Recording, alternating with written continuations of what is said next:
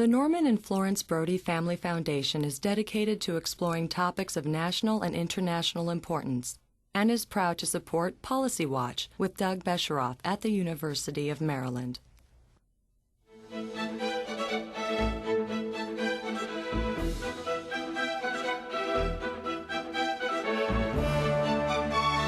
From the University of Maryland, this is Policy Watch with Doug Besheroff.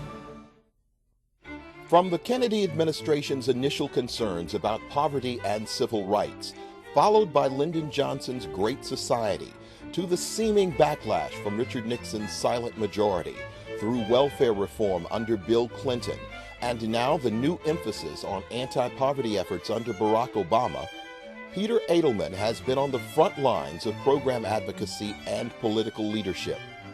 He was part of Bobby Kennedy's brain trust in the Justice Department, accompanied Senator Kennedy on his famous hunger tour in 1967, and was a sharp critic of Clinton's welfare reform proposals. He joins us to discuss past efforts to alleviate poverty and his ideas for the future. And now, the host of Policy Watch, Doug Besheroff. Peter Edelman, welcome to the University of Maryland and Policy Watch. Well, thank you. Nice to be with you, Doug. You're a lawyer. After law school, you clerked for the Supreme Court, Justice Goldberg, is that right? Yes, yes. About when was that? 1962, 1963. I clerked for a wonderful judge before him on the Second Circuit, Henry Friendly. Yes. What was Goldberg like as a man and as a judge? He was a terrific human being, a wonderful person to work for. You joined his family when you went to work for him, went to Passover Seder at his house, and so the family got bigger every year. As a justice, he was somebody I'd been taught kind of the Harvard way, which is you can look it up in the book and find the answer. And, he believed in what we now call the living Constitution, which to me at the time didn't mean much, but essentially that you need to find the way of reading the text that fits where we are, our sense of justice, where we are now as a country. And to me that was eye-opening and very important. Now his time on the bench was cut short by what some people think was Lyndon Johnson's kind of trickery. Johnson said, "We need you at the UN." What do you think or know about all that? Well, I know a fair amount because I ran into him the next day. I was working for Robert Kennedy by then in the Senate, and I saw him on the street corner outside the Supreme Court. We both seemed to be taking a walk at the same time, and I said, "What happened?" And he essentially said what you just said, not that he'd been tricked, but that Lyndon Johnson had called him and really pushed him very, very hard, said that your country needs you, you're the only man who can make peace. And Justice Goldberg was a person who had a pretty large ego, so he liked the idea that he was the only man who could make peace. It turned out Johnson was not so interested in peace. The war went on for some time afterward. And Goldberg was from an immigrant family, so when he was told that his country needed him, he really believed that. Yeah. And of course, Johnson had something else in mind, too. In those days, we called it the Jewish seat, and he appointed, I think, Abe Fortas in his place. And we'll never know. He may well have had that in mind in trying to get Goldberg off the court. It's certainly true that he thought highly of Goldberg. They had a very good relationship.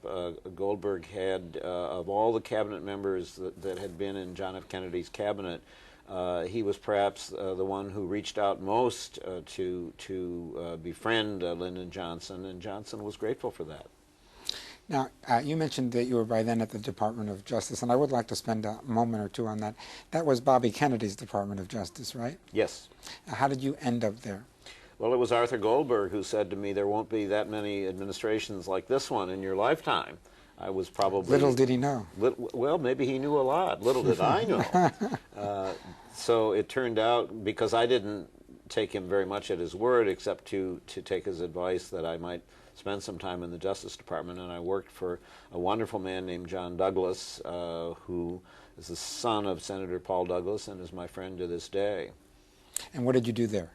This was the civil division, the part of the department that handles really all of the civil litigation involving the United States, grants, contracts, admiralty, a wide variety of issues that come up, and John was the head of that, and I was his personal assistant, special assistant. Now, people, I think, don't remember this, or maybe even didn't know it, but many of the programs that we call the Great Society, or at least the War on Poverty, started in the Kennedy Justice Department. Absolutely. Robert Kennedy had a passion, especially about young people. And when he was made Attorney General, the first thing he did, maybe first among many things that he did, was to install his high school friend, David Hackett, in an office right next door that opened on to the Attorney General's office, and told him to work on juvenile delinquency. And in turn, Hackett assembled people from around the government and experts from around the country, and the War on Poverty came out of those planning meetings. Pat Moynihan, Senator Daniel Patrick Moynihan, writes about those meetings, and although he thinks that the heart was in the right place, he says they really didn't have a strong enough social science background to know what they were getting into. Do you think that's true? I think that the state of social science about poverty at the time was pretty undeveloped. And what they did know or thought they knew was learning that, or experience that came out of the Ford Foundation Gray Areas program, which was essentially what became the Community Action Program in the War on Poverty, kind of neighborhood action to try to improve things, to organize, to push City Hall to be more responsive, and to do neighborhood development as well. So it was based on experience, but as we now know, social science not really measured in a rigorous way. Although I had cause to reread Michael Harrington's book, The Other America, and it's, in my opinion, not only prescient but still quite valid. To remind our viewers, he doesn't talk about poverty as across the board. He talks about groups of people who were poor, and he talks about the people in Appalachia, and this was the Jack Kennedy, West Virginia, but he talks about them, he talks about Native Americans, and he talks at great length about what we then called Negroes, African Americans, and describes that as a special American problem. Can you talk about that a little bit? Well, I think Michael Harrington, writing as he did at that particular time, struck a nerve with particularly people who were kind of opinion makers, public intellectuals, people in the government, especially President Kennedy and Robert Kennedy. And so the book became kind of a guide and an inspiration for the development of the war against poverty. I think even then there were really two ways to talk about poverty, and Mike Harrington talked really about one, which is with us today. We still have groups that are disproportionately poor. And we'll talk a little bit more about that in a minute. Sure. Yeah. So we'll come back to that. But there were also people of all races and backgrounds who were in low-wage jobs even then, and were having a tough time making ends meet, and we want to talk more about what's happened with that, I think, too. Sure. Well, let's talk for a minute about that group. We think of America, although as we do this show, we're in the midst of what looks like a very deep recession. It is said that America has become much wealthier in the last 40 years, that although the middle class would like to be doing better, the cars are bigger, the houses are bigger, the clothes are fancier, the trips everywhere are longer, and so forth. Who's been left behind? Actually, most people, Doug. If you look at the numbers about the growth in our economy and who's benefited from it, a very disproportionate amount of it is stuck at the top. So that the top 1% have done much better. We could add a lot of muches. And people, at a cost to the rest of us, at least recently. Well, I think all the way along, because if you look at the numbers, basically the lower half of earners in our country have been stagnant since about 1973, when we had the first shock of oil embargo. These are matters, we shouldn't go into them here. These are matters of great controversy among the economists and sometimes the politicians. Yes. But it certainly is the case that we wish we would have done much better. Let me move to the other side of this, though, race. After Bobby Kennedy left the Justice Department, he ran for Senate in New York. It was called a carpetbagger, but won, fair and square, as they used to say. And he took on the question of poverty, and he took on the question of poverty in the South. You were with him for that. Tell us a little bit about that. One thing that was a major formative experience in my life was working for Robert Kennedy and working with him on issues of poverty in our country, and not just going to the South, but to Indian reservations, going to inner cities, meeting farm workers with Cesar Chavez in California, a long list of things. It was an amazing experience, and particularly significant in my life, and I think also in the country, was a trip that we took to Mississippi in the spring of 1967, where it turned out it was about reenacting the war on poverty, which Congress kept on a very short string, and it had to be passed again every year or two. Those were the days of conservative Democrats. Those were the days of more moderate Republicans, yes, I might say, as well. For sure. And you've written a little bit about this. I should have shown it before to our viewers. It's called Searching for America's Heart, RFK and the Renewal of Hope. It's a much younger Peter Edelman, and unfortunately we didn't get to see the aging Robert Kennedy. Yes. Well, he would be 83 if he were alive today. It's amazing to think that. And the picture on the cover of that book is when we were out in California meeting Cesar Chavez, standing outside of the offices of the farm workers. In Mississippi that day, we discovered, to our horror, that we'd gone down there to look at a wonderful Head Start program that is among Head Start people quite famous. But there were people literally with their children nearly starving in Mississippi because of the changes in the agricultural economy, and I think the desire of the kind of power structure down there to push black people out of the state. The result of that, with the limitations in welfare and food stamps and so on, was that people literally didn't have the money to feed their families, and we saw children who had swollen bellies and sores on their arms. It was shocking. Yeah. Kennedy went home that night and said to his children, which he rarely did because it was expected they would do public service, he said, "You have to help. This is a terrible thing that I saw today."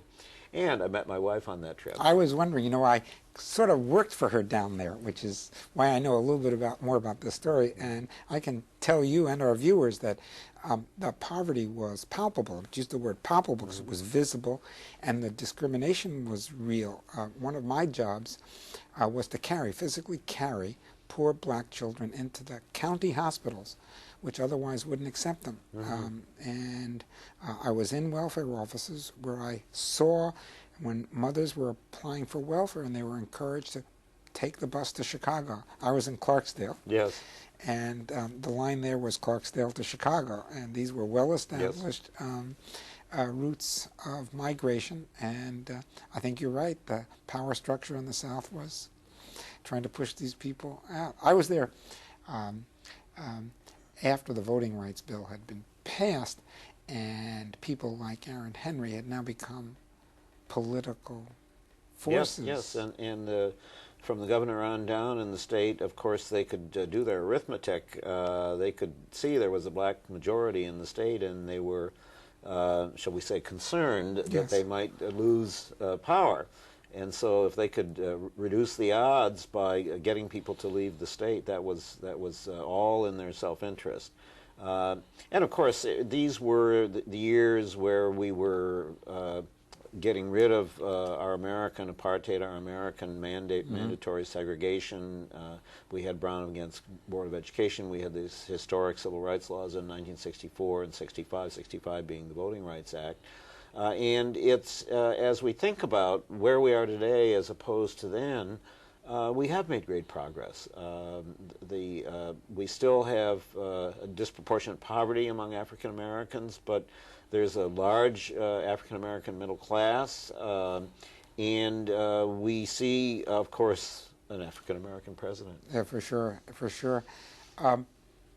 Yes, I think people, not just on the right, but I think people in general don't realize how close in time that period was, and it's just been 2 generations, and the makeup, the kind of catch-up that so many of those people who are held back have had to go through has not been easy. I think it's Joe Califano who used to say, you know, it's like a race, and some people are starting, I think he said, you know, with a barbell attached to their foot.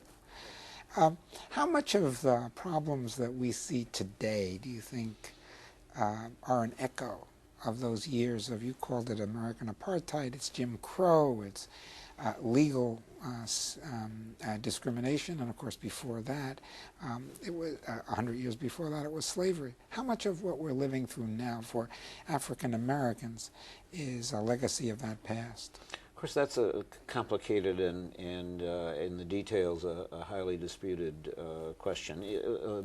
A considerable part is a legacy of the past, just as the situation of Native Americans in our country is a legacy of our past in relation to them and what we did to them, to their forebears. So clearly the history of slavery has a bearing. At the same time, we look at a few other things. There is, as you say, the somewhat disputed, but nonetheless clear trend in the economy where we've lost manufacturing jobs and the higher paying jobs and replaced them with lower paying jobs. Oh, I don't think that's disputed. I was making the more. I agree with you that, that's there at the bottom for sure. Well, but so as you would agree, those job changes disproportionately affected people of color in this country, African Americans, Latinos, but especially African Americans, and the numbers are all there. We have whole systems that are supposed to serve everybody in a fair and just way in our country that don't operate that way in terms of our criminal justice system, in terms of our educational system, so that it turns out that children, again, of color who live in inner cities go to the worst schools. Now, often nowadays the teachers are African American there too, and so you can't call it a kind of simply racism. But it's race-connected in a way, and the disparities in we don't make the effort to get the best teachers into the schools to pay them more, let's say, the schools where poor children go, and all the rest of it. And then the third thing, which we need to focus on more from all sides, is well, I think it's a consequence of the structure and the vestiges of discrimination. After all, at the end of the day, we are all responsible for ourselves. And so if a consequence of these institutional kinds of things and structural kinds of things is that we have people who end up kind of not having the same ambition for their children, or even with personal problems that get passed on to their children, that's something that has to be dealt with really on its own as a part of what we do civically and also with public policy. Yeah, this is so difficult to talk about. You mentioned it in your writings, and this is the danger of blaming them for their problems, but on the other hand wanting to recognize that some of the, and I'll quote William Julius Wilson, the noted African-American sociologist, that tangled pathologies that have developed because of the loss of jobs, because of racial discrimination. And it's so difficult to talk about those problems without either blaming the victims or perhaps excusing them. And it's a narrow line. I was quite impressed with the way Barack Obama seems to be able to get the tone right on that, holding people at least partially responsible, but understanding where it's coming from. Well, that would be my point exactly. I think blaming is wrong. I think excusing is wrong. I think going forward, people, there is a tendency in some quarters to say, well, it's all about people simply pulling themselves up by their bootstraps, if you will, taking responsibility. I think it's a matter of shared responsibility. If you will, our public policy and what we do in our communities, meeting people halfway, making it possible for people who have so many strikes against them to move forward, but then they have to pick up and respond to essentially the offer that's made and the help that's available.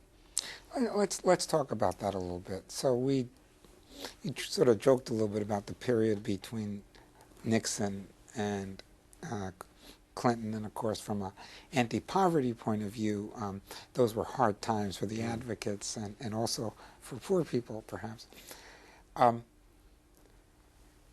Clinton's most well-known domestic achievement was welfare reform. You have been at best ambivalent about welfare reform. Yes, I resigned my job in the Department of Health and Human Services because I disagreed with the legislation. So at best, ambivalent is probably higher up than I would put it. But and as far as Bill Clinton's presidency overall, I will tell you that over the last 8 years, I have said publicly many, many times that I would take Bill Clinton back in a nanosecond. So my views about him and about what he did about welfare are certainly in that context, even about poverty, because the economy was so good during especially the second half of his presidency, and also because the Earned Income Tax Credit in particular, the wage supplement through the tax system for low-wage workers with children. In fact, poverty went down considerably while he was president. Right. We blame our presidents when things go bad. We credit them when things go well, which is, I suppose, fair. And poverty, but also African-American poverty, went down at a faster and greater rate than I think for decades. So if we're going to credit them, so be it. So I give him credit for that, but I do think that welfare itself, which I do believe should have been reformed, and you and I have talked about this many times, that it was not helpful, it was not designed in a way to be helpful to get people off welfare and into work, but in a constructive way. I think what was chosen was a more punitive route, and one that allowed the states to make choices that are very much on the punitive end. And I would have done it a very different way, but I certainly would have changed the system that we had. Well, I'm not going to ask you how you would have done it then, but it's been now 12 years since welfare reform. Good years and bad, and as I mentioned, we're now in the middle of what looks like a deep recession. Welfare caseloads, which had gone down 50 and 60%, are now rising in some states quite substantially. What would you do now if you could change the welfare law as written? I think that we are going to have the framework of TANF, temporary assistance to needy families, for a long time to come. And indeed, I think that the basic idea of saying that we should have a system of income support for families with children that is geared to helping those who can get into the labor force successfully do so is the right idea, as long as it protects those who are not in a position to get into the labor force, which is what I think one way we could sum up the error of the last 12 years. Right now, what we need to do in the midst of a very serious recession that's getting worse is to get help to people either who've lost their jobs or one way or another need help. And I would, whether it's through a large contingency fund where the states, according to certain criteria, could decide who to help, but with stated criteria. If somebody's time limit is run out, I would suspend that.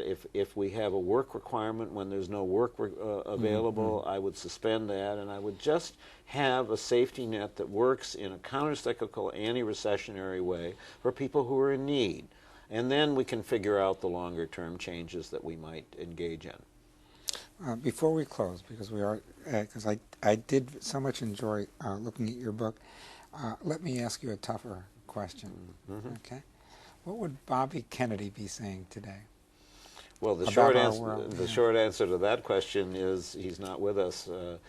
But what he'd be saying today, for one thing, is how excited he'd be that Barack Obama was elected president. It turns out, I did not know this, that we found out in the last few months that he actually predicted in about 1967 that there would be an African-American president, or black, as we said then, president, within 40 years, or in about 40 years. So that was extremely prescient. He would be very unhappy, I know, about what's happened in our foreign policy in terms of the war in Iraq and engaging in a very misguided war of choice.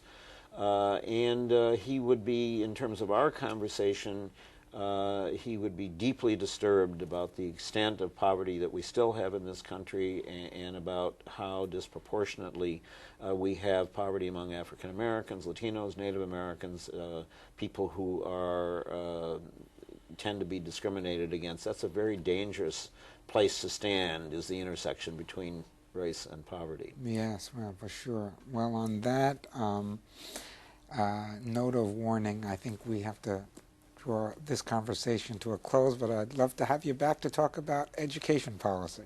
That would be my pleasure. Great. Thank Peter you. Edelman, thank you, and thank you for being with us at Policy Watch in the University of Maryland. Thank you very much, Doug.